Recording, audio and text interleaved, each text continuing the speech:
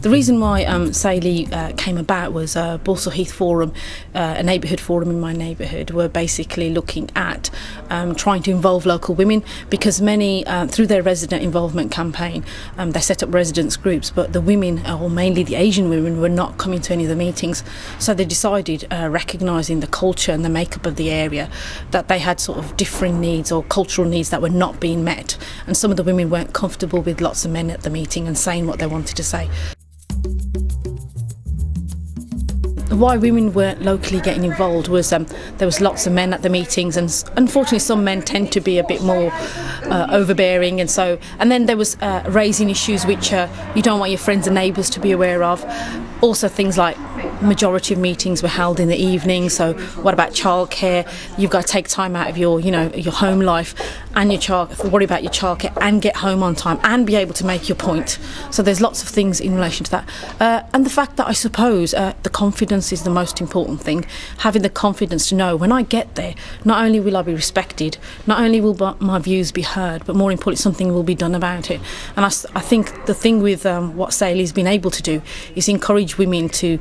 slowly but surely gain confidence through coming to the centre, gaining confidence about how they feel, which then allows them to understand that actually they have more opportunities out there that they can engage and get involved in.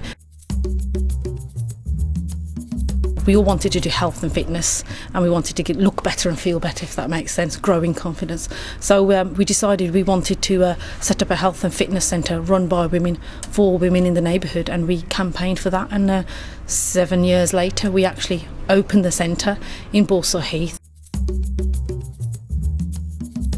The overall thing I always say in relation to services in the city is I still think services are delivered to communities as if we're very much a white working class community, whereas actually if you look at the inner city, it has totally changed. More importantly, not only have we not recognised the majorities, the ethnic majorities that live in those areas, and we still call them minorities, but in some places they're 70–60%, which is majority to me, and also because I think not that they actually catered for those white working class communities at that time either. And I think we've really got to get to the stage where we learn to say stop, it's not working, let's look at the community we're serving, what kind of needs have they got, religious, not only religious but also cultural needs. And once you're able to cater for a kind of cultural need, you actually then in a sense allow all communities to be able to use those services. The other things I do with CEN is the young 13 to 18-year-old girls, because the funny thing about girls is whether the majority tend to be Muslim Pakistani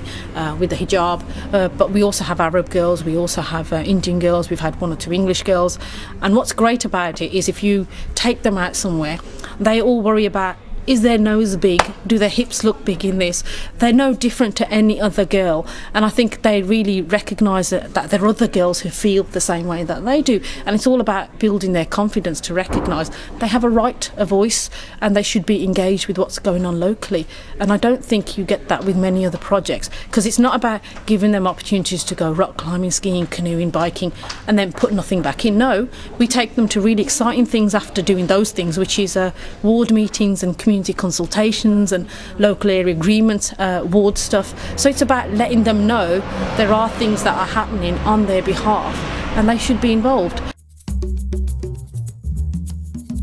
If I've given the impression that just by going out and doing yourself works, no. As I went out and did things by myself in one way, but I also got involved also locally through the neighbourhood forum, through local ward committees, through being involved in CEN, being involved in lots of community organisations and groups. I sit on quite a few local groups, and what you recognise is the way the system works, and you learn to sort of, in a sense, be able to get some of the things you need through the system.